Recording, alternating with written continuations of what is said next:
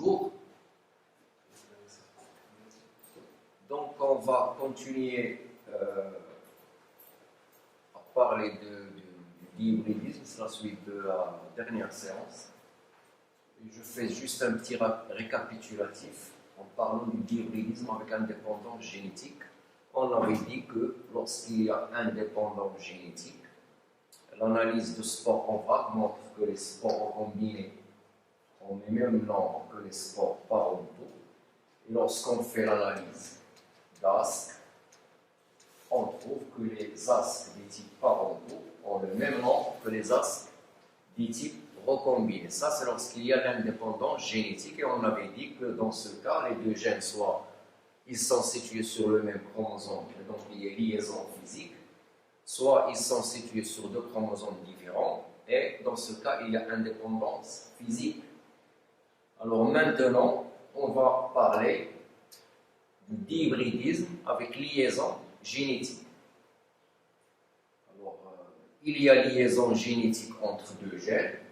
Ça veut tout simplement dire que ces deux gènes sont transmis de façon dépendante l'un de l'autre. Autrement dit, ça veut dire que la transmission de l'un influence celle de l'autre. Ils sont génétiquement liés. Alors, dans ce cas-là, les allèles qui sont associés chez les parents ont tendance à rester associés chez la descendance. Et par conséquent, le pourcentage de recombinaison entre les deux gènes, il reste inférieur à la valeur de 50. C'est-à-dire, on a un pourcentage de recombinaison qui est inférieur à 50%. Alors, je rappelle là que ce pourcentage de recombinaison, il n'est jamais supérieur à 50.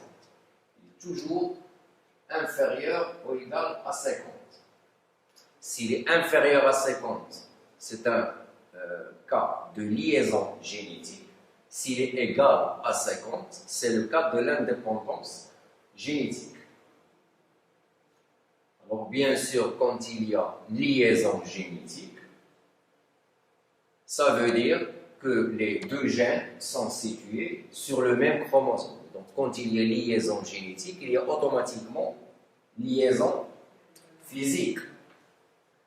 Alors ces deux gènes qui sont situés sur le même chromosome vont nous permettre de calculer la distance entre les deux. Alors cette distance, comme on l'a déjà défini, c'est le pourcentage de recombinaison entre les deux gènes. Alors, ce pourcentage peut être calculé soit en analysant des spores en vrac, soit en analysant des asques. Si on analyse des spores en vrac, il suffit de compter le nombre de spores recombinés, de le diviser par le nombre de spores total et de multiplier par 100. Et ça va donner la distance en centimètres. Si on fait l'analyse d'asques, ça veut dire qu'il faut compter les spores recombinés et les spores totales pendant qu'elles sont dans l'asque.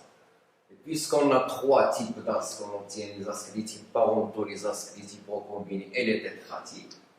Dans un asque des types parental, il n'y a aucune spore qui est recombinée, il n'y a que des spores parentales. Dans un asque des types recombinés, toutes les spores sont recombinées. Dans un asque tétratype, seulement la moitié des spores qui est recombinée.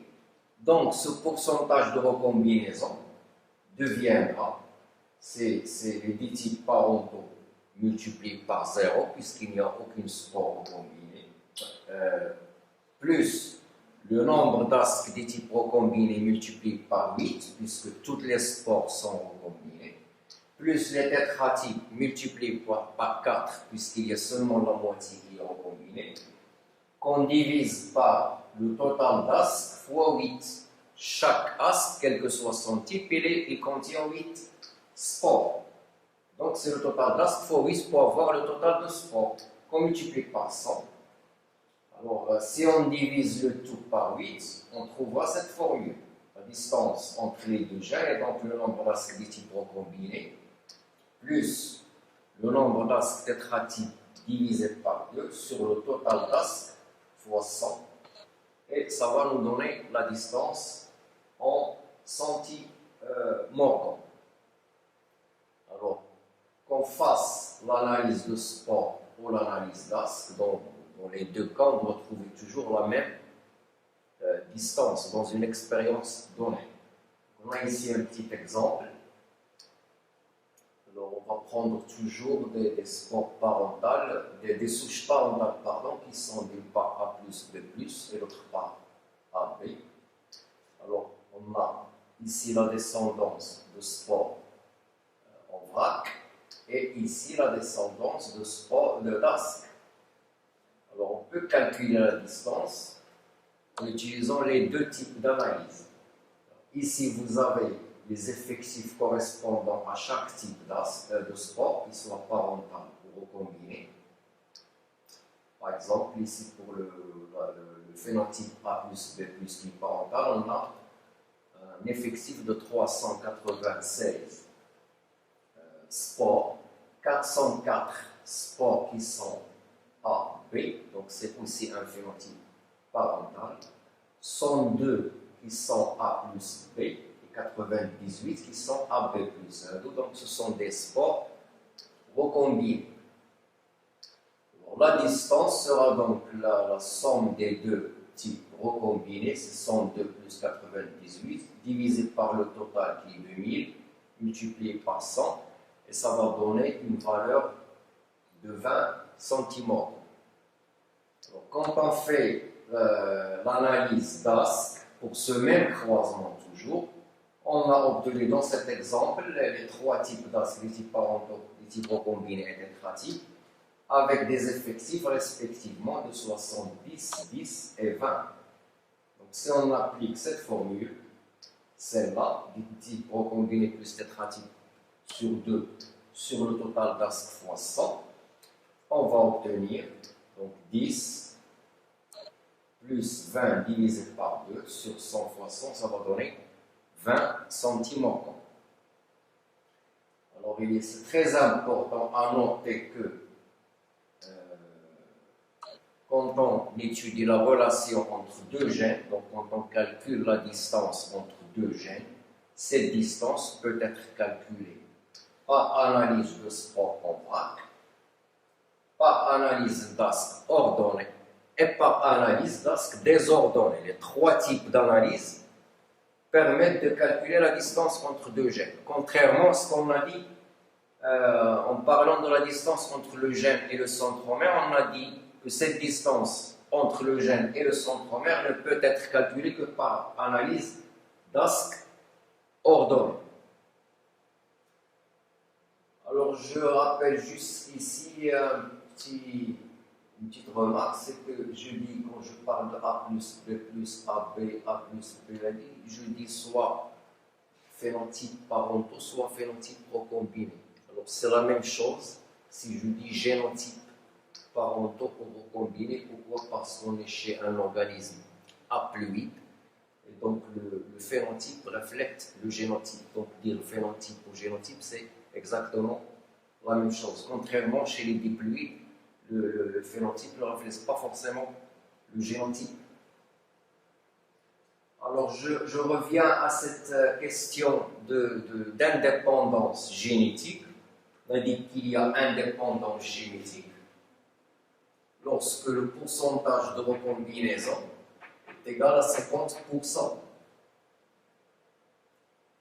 ça veut dire quoi? Ça veut dire que si les deux gènes sont situés sur le même chromosome, ça veut dire qu'ils ont une distance entre eux qui est tellement grande qu'on n'arrive plus à l'estimer, tout simplement.